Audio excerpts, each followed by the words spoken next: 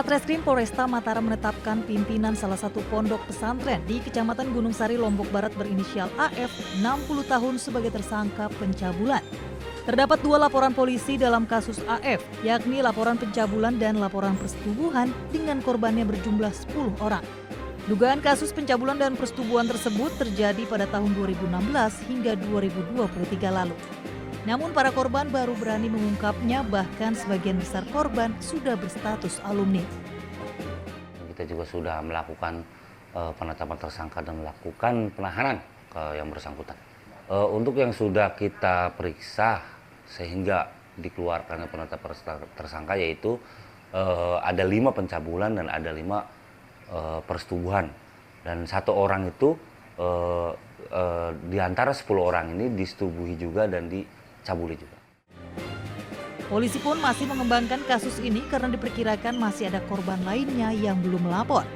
Diduga para korban merasa malu dan tertekan karena pelakunya melibatkan tokoh agama yang menjadi panutan.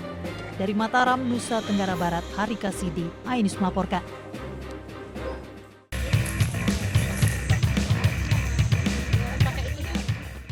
Seorang warga negara asing asal Norwegia ditemukan warga di dalam sebuah parit di ladang Nagari Pangkalan, Kabupaten 50 Kota dalam kondisi tertelungkup dengan mengenakan kostum olahraga dan sepeda. Korban bernama Gabriel, 71 tahun, dievakuasi tim Basarnas, polisi, dan anggota TNI. Jenazah korban dibawa ke Rumah Sakit Bayangkara Polda Sumatera Barat di Kota Padang guna proses otopsi. Menemukan pada pukul 07.30 warga tersebut melaporkan kejadian tersebut ke Wali Nagari Mangilang, dan Wali Nagari Mangilang melaporkan kejadian tersebut ke Kapolsek Pangkalan. Diduga korban terjatuh saat bersepeda hingga ditemukan sudah meninggal dalam kondisi mengapung. Pihak rumah sakit masih menunggu kabar kedatangan pihak keluarga untuk penanganan lebih lanjut. Dari Kota Padang, Sumatera Barat, Budi Sunandar, iNews melaporkan.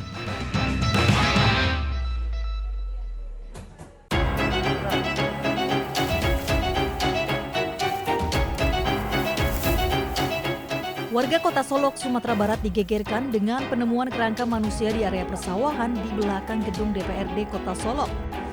Kerangka tersebut ditemukan pertama kali oleh seorang warga yang hendak mencari rumput karena curiga ada bau tak sedap. Pencari rumput tersebut pun langsung melapor ke petugas. Petugas kepolisian dari Polres Solok Kota mendatangi lokasi dan melakukan proses identifikasi jenazah korban. Korban yang diketahui bernama Ujang, warga Kampung Jawa, Kota Solok, ternyata sudah dilaporkan hilang lebih dari 1 bulan. Ia tak pernah kembali ke rumah usai membeli beras di warung. Kasus ini pun dalam proses penyelidikan kepolisian Polres Solok Kota. Dari Kota Solok, Sumatera Barat, Budi Sunandar, iNews melaporkan.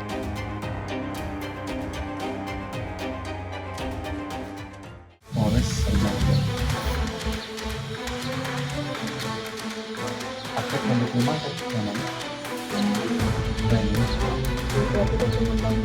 Petugas Badan Pengawas Obat dan Makanan mendatangi salah satu rumah warga yang memproduksi kerupuk di Desa Air Merah, Kabupaten Rejang Lebong, Bengkulu. BPOM mendatangi rumah warga ini setelah mengetahui pemilik rumah baru saja menerima paket berupa bahan-bahan kimia. Alhasil paket yang dibeli secara online ini langsung diperiksa dan dibawa ke kantor BPOM.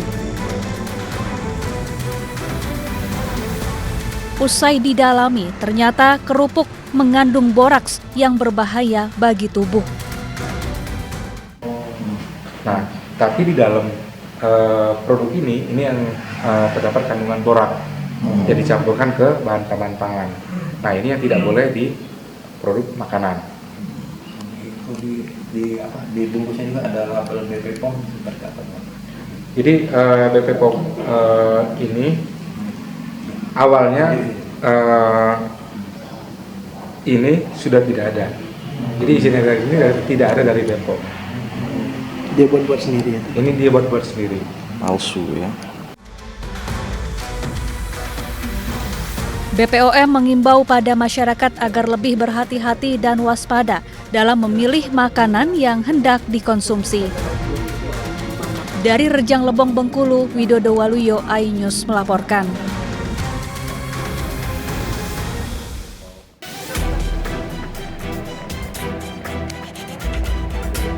Seorang kakek SE yang sudah berumur 64 tahun asal Kabupaten Rejang Lebong, Provinsi Bengkulu akhirnya ditangkap polisi. Ia ditangkap karena terbukti melakukan tindak asusila terhadap teman cucunya yang masih berusia 5 tahun sebanyak 2 kali. Dari tangan pelaku, polisi menyita barang bukti berupa pakaian yang dikenakan korban saat pelaku melakukan aksi bejatnya. Kejadian bermula saat korban dan cucunya sedang bermain di rumah pelaku. Kemudian pelaku menyuruh cucunya untuk membeli jajanan di sebuah warung. Pelaku lalu melecehkan korban. Pada aksi kedua, perbuatan pelaku ada yang melihat sehingga diceritakan kepada warga. Kemudian mendatangi anaknya sendiri yang menjadi korban dan membujuknya supaya menceritakan apakah benar informasi tersebut terjadi terhadap si korban. Dan kemudian ternyata benar hasil dari pengakuan korban sendiri. Atas perbuatannya, pelaku dijerat pasal perlindungan anak dengan ancaman pidana 15 tahun penjara dan denda maksimal 5 miliar rupiah. Dari Rejang Lebong, Bengkulu, Widodo Waluyo, iNews melaporkan.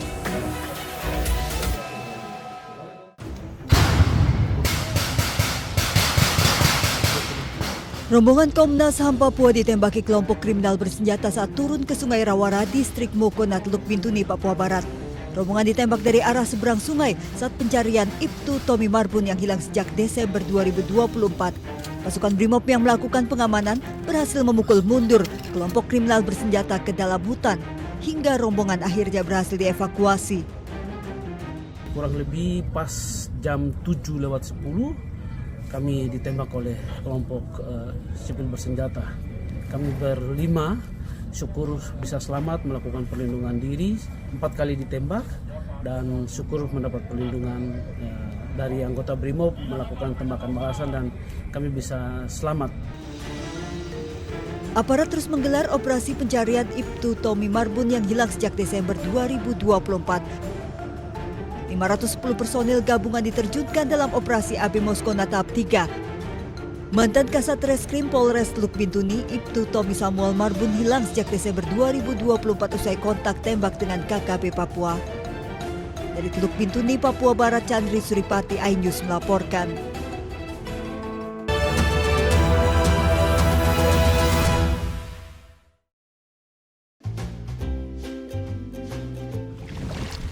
Weh, Dok, kenapa ya? Kalau habis nanam mangrove, badan rasanya jadi seger semua. Apa aja maksudnya? Ya kan, kita nanam mangrove, kita jaga lingkungan, aktivitas tubuh, bikin badan jadi sehat. Kirain apa sih ini, Jak? Intinya, apa yang saya kasih tahu tadi itu, kita harus jaga dengan baik-baik. Nggak kayak kemarin saya lihat orang beli rokok ilegal, padahal itu sangat bahaya itu. Emang kenapa? Kandungannya nggak bagus ya? Jadi, rokok ilegal itu sangat berbahaya buat kesehatan kita. Ya juga sih. Iya, tanya dong, kenapa? Emang kenapa? Pertama, rokok ilegal pengawasannya nggak jelas. Kedua, rokok ilegal itu tidak membayar pajak, dapat merugikan negara. Ya juga sih, masa kita udah melestarikan lingkungan, jaga kesehatan, masa mau dirusak rokok ilegal? Oleh karena itu sekarang kita harus pilih rokok yang jelas legal. Kayak cari jodoh, masa mau yang nggak jelas? Iya benar gitu dah. Apa kalian ketawa-tawain tadi? Iya ini kita ngomongin jodoh, salah rokok ilegal. Nah, pas kemarin saya dapat penyuluhan terkait dengan rokok ilegal. Salah satu di antara ciri-ciri rokok ilegal itu tidak ada pita cukai dan harganya lebih murah. Oh gitu. Makanya rokok itu yang pasti-pasti aja, sama kayak cari jodoh. Tutor dong gimana cari jodoh yang pasti, Pak. Nah itu nanti kita bicarakan. Berapa SKS? Berapa SKS, Pak?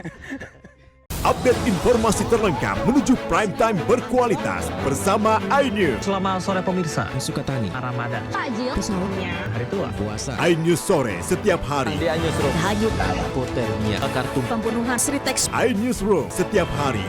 iNews Prime 1 Ramadan, penumpang bersenja. Dugaan pengoplosan. iNews Prime Senin sampai Jumat. Layus malam 6 profesi. Jawa Tengah, Gonggongan. iNews malam setiap hari hanya di iNews. akan menghadirkan beragam informasi menarik dan terkini terkait kebijakan hingga kegiatan para pemimpin bangsa dari Presiden, Wakil Presiden hingga Kabinet Merah Putih. Pemimpin Rakyat, Senin hingga Jumat, pukul 12:30 siang. Update informasi terlengkap menuju prime time berkualitas bersama iNews. Selamat sore pemirsa, Sukatani, Ramadan, Takjil, pesawatnya, hari tua, keluarga, negara, puasa, masjid Intas, Silating Listrik, Jaya Ancol, Garuda. iNews sore setiap hari. Selamat datang di iNewsroom. korban hanyut, warga panik, puluhan rumah Hipotermia, akar tumpukan, pembunuhan, Pertamina membantah, PT Sritex memenangkan dan keluarga. Skema oplosan tuh nggak ada. iNewsroom setiap hari. Inilah iNews Prime 1 Ramadan. Sholat tarawih perdana pertama Sejumlah penumpang bersenja. dan pilot Menyakitkan pengoplosan harus tinggal dunia 5 dekade. iNews Prime Senin sampai Jumat. Inilah News Malam 1 Maret 6 profesi guru. Polda Jawa Tengah dan penggelonggongan Sehingga gagal menyalip. Rp2.000 sholat tarawih forum in Kernas anak Israel. iNews malam setiap hari. Hanya di iNews. The Great Prime Time. Kita jadi masalahnya. Rakyat bersuara. Topik ini yang bermasalah. Kabur aja dulu. Kegelisahan. Bukan nasionalisme kalian. The Prime Show.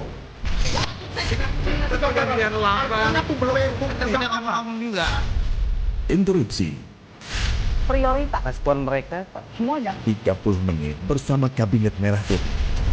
Only on iNews. Suara tak layak dibungkam. Intelektualitas perlu diuji.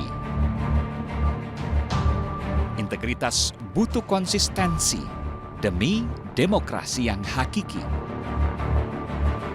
Suarakan kejujuran demi keadilan menuju kebenaran. Saya Aiman Wicaksono, saatnya rakyat bersuara. Saya Diandra Mukti. Anda menyaksikan The Prime Show. Investigasi eksklusif. Apa yang melatar belakangi? Meragukan nasionalisme kalian. Kabur aja dulu. Menyebar kemanapun. Luar biasa. Mengupas isu-isu terhangat. kerja di luar negeri. Bawa narkoba dari serang anggota TNI. Penyelidikan. Semua tanya akan dijawab dengan tuntas dan berkelas. Makin viral. Pelanggaran syariat Islam. The Prime Show setiap Rabu pukul 8 malam di iNews. The Great Prime Time. Apakah lurus? Benarkah lapak? perkara yang akan kita hadapi? Jadinya kita jadi. Tapi saya mengatakan. Tapi masalahnya kan harus Anda harus saya kalau nggak percaya. Karena kalau kamu yang buka ya. Saya Aiman Wicaksono. Inilah. Rakyat bersuara Selasa pukul 7 malam. Topik ini yang bermasalah. Kabur aja dulu. Kegelisahan. Bukan nasionalisme kalian. Res narkoba Polda Riau, anggota TNI. PHK. Presidennya teman. Saya Diandra Mukti. Anda The Prime Show Rabu pukul 8 malam. Yang lambat. Saya tidak percaya. Dari presiden sana itu belum bukti. Saya membaca tidak ngomong juga. Saya Anissa Dasud. Dan saya Aryo Ardi. Interupsi Kamis pukul 8 malam. Yang menjadi prioritas. respon mereka para Apa aja? Semuanya. Tidak. nggak boleh. Itu supaya tidak pandang bulu. 30 menit bersama Kabinet Merah Putih setiap Jumat. Only on iNews. Inilah banyak sekali peristiwa besar yang terjadi dan menjadi soal. Oke. Wajib saya dengan pergantian lambat. Saya tidak percaya. Dari presiden di sana itu belum bukti. Tidak. Itu hal yang wajar. Siapakah raja kecil dimaksud? Tidak ngomong juga. Konsumen korban lagi, nggak dapat barang sekarang kita. Nah, ini pengawasannya juga lemah. Ya Prosesnya belum selesai. Kan ada mengoreksi. Dia lihat ke tempat lain. Jangan dipotong, Bang. Interupsi hanya di iNews. Weh, Dok, kenapa ya? Kalau habis nanam mangrove, badan rasanya jadi seger semua. Apa aja maksud sih deh? Ya kan, kita nanam mangrove, kita jaga lingkungan, aktivitas tubuh, bikin badan jadi sehat. Kirain apa sih ini, Jak? Intinya, apa yang saya kasih tahu tadi itu, kita harus jaga dengan baik-baik. Nggak kayak kemarin saya lihat orang beli rokok ilegal, padahal itu sangat bahaya itu. Emang kenapa? Kandungannya nggak bagus ya? Jadi, rokok ilegal itu sangat berbahaya buat kesehatan kita. Ya juga sih. Iya, tanya dong kenapa? Emang kenapa? Pertama, rokok ilegal, pengawasannya nggak jelas. Kedua, rokok ilegal itu tidak membayar pajak, dapat merugikan negara. Ya juga sih, masa kita udah melestarikan lingkungan, jaga kesehatan, masa mau dirusak rokok ilegal? Oleh karena itu, sekarang kita harus pilih rokok yang jelas legal. Kayak cari jodoh, masa mau yang nggak jelas? Iya, benar gitu dah. Apa kalian ketawa-tawain tadi? Iya, ini kita ngomongin jodoh. Salah, rokok ilegal. Nah, pas. Kemarin saya dapat penyuluhan terkait dengan rokok ilegal. Salah satu di antara ciri-ciri rokok ilegal itu tidak ada pita cukai dan harganya lebih murah. Oh, gitu. Makanya rokok itu yang pasti-pasti aja, sama kayak cari jodoh. Tutor dong gimana cari jodoh yang pasti, Pak. Nah itu nanti kita bicarakan. Berapa SKS? Berapa SKS, Pak?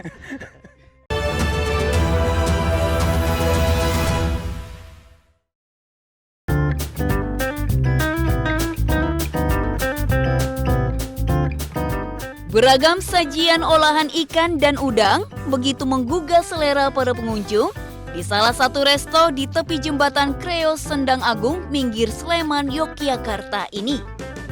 Dengan konsep indoor maupun outdoor, pengunjung dapat menikmati kelezatan sajian kuliner unik dan langka. Di antaranya udang gajah bakar, unagi bakar, udang raja, dan kari ikan bawung jumbo. Udang gajah bakar merupakan udang air tawar berukuran jumbo yang dibakar dengan tambahan bumbu pilihan.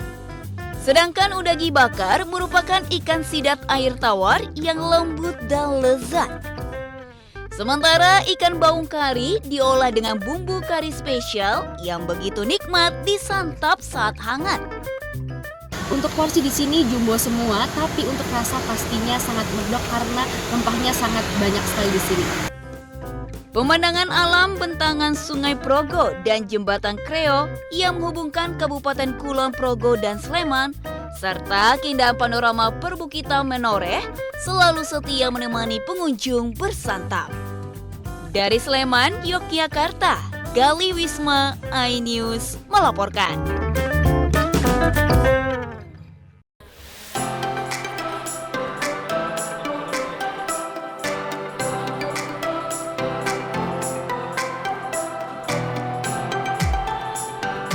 Sekarang kita lagi ada di Blok M, tempatnya Gen Z, tapi ada makanan Palembang namanya mie celor.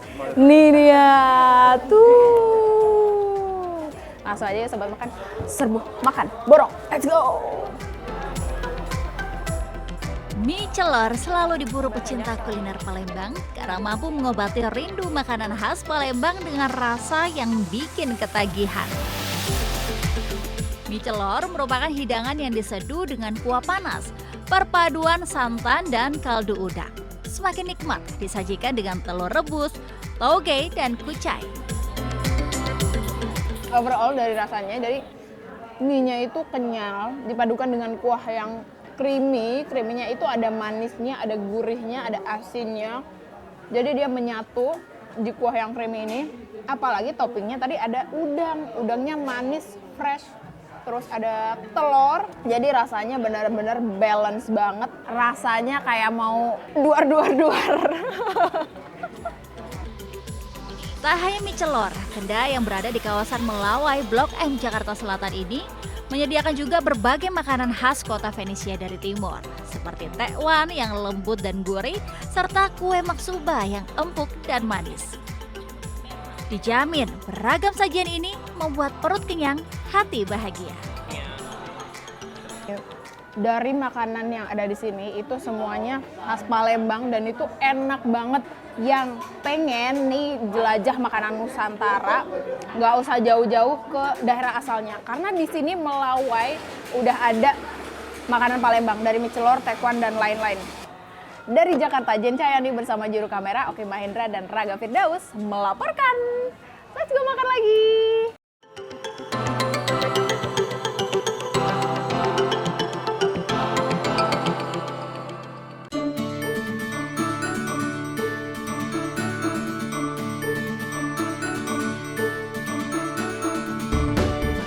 Yang suka jenang silahkan merapat. Lokasinya ada di Pasar Lempuyangan, Yogyakarta. Meski berada di dalam pasar, namun jenang Bu Gesti sangat legendaris. Bahkan sudah diteruskan generasi kedua. Soal cita rasa yang khas tak perlu khawatir. Penerus jenang Bu Gesti tetap mempertahankan resep asli warisan sang ibu yang berjualan sejak tahun 1950. Tak heran kudapan legendaris ini menjadi langganan para tokoh nasional dan sering dipesan keluarga Keraton Yogyakarta. Hingga saat ini, warung Bu Gesti tetap mempertahankan 4 jenis jenang, yakni jenang candil yang terbuat dari tepung ketan, jenang sumsum putih dan coklat, serta jenang mutiara. Guna menambah rasa manis, jenang-jenang ini disiram larutan gula Jawa. Tekstur kental dari larutan gula berpadu santan kelapa yang gurih semakin nikmat karena disajikan dengan daun pisang. Ibu ya, kalau saya kan cuma dari generasi kedua. Kalau yang dari ibu itu dari tahun 50-an. Dari tahun 50-an, jualannya tetap bisa terus pada Para pelanggan mengaku suka dengan rasa otentik jenang Bu Gesti yang cocok untuk menu sarapan. Enak, tidak begitu manis tapi rasanya kan berbagai rasa tapi bisa menyatu. Sering kesini saya juga. Setiap Sabtu kalau dia kan Sabtu. Bedanya kalau itu masih hangat. Nah, bagi Anda yang sedang berkunjung ke kota Yogyakarta, bisa menyempatkan mampir ke warung Bu Gesti yang buka setiap hari pukul 8 pagi hingga 12 siang. Cukup merogoh kocek Rp6.000, Anda sudah bisa mencicipi nikmatnya jenang legendaris. Dari Yogyakarta, Heru Trujoko, iNews melaporkan.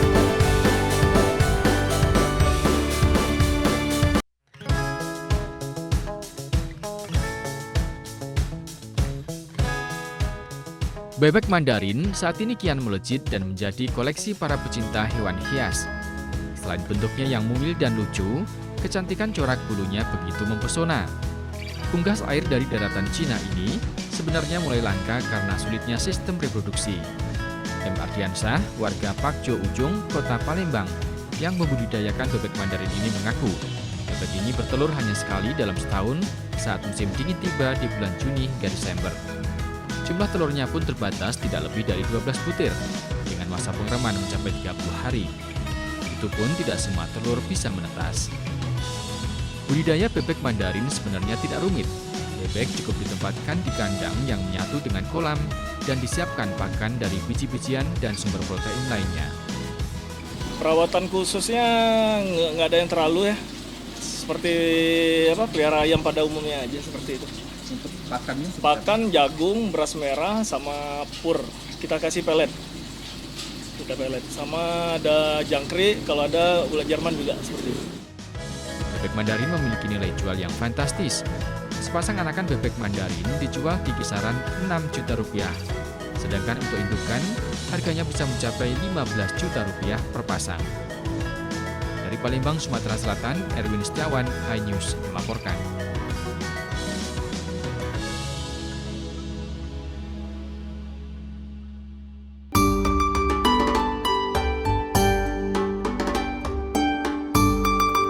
Inilah seni kaligrafi Jepang atau yang dikenal sebagai Sodo. Melukis aksara di atas kertas merupakan budaya negara Sakura yang terus dilestarikan secara turun-temurun lebih dari sekedar menulis kanji. Kaligrafi Jepang merupakan seni yang mengekspresikan diri. Meski diperkenalkan dari Tiongkok sekitar abad ke-5, kaligrafi Jepang memiliki perbedaan dengan kaligrafi Cina. Setiap huruf kanji yang dibuat memiliki makna dan karakteristik tersendiri. Kali ini, para peserta Genesis asal Indonesia antusias belajar menulis kaligrafi ditemani oleh siswa SMA Takikawan Nishi. Setiap goresan harus dibuat dengan hati-hati, sehingga dibutuhkan konsentrasi penuh dalam kendalikan gerakan tangan. 中国の書道は字の形、書き方に、正しさを求めます。日本は余白、白いところを大切にします。それと中国は漢字、日本は仮名の文字も書道で書きます。 Agak gugup, tapi karena senang, ya puji Tuhan akhirnya bisa.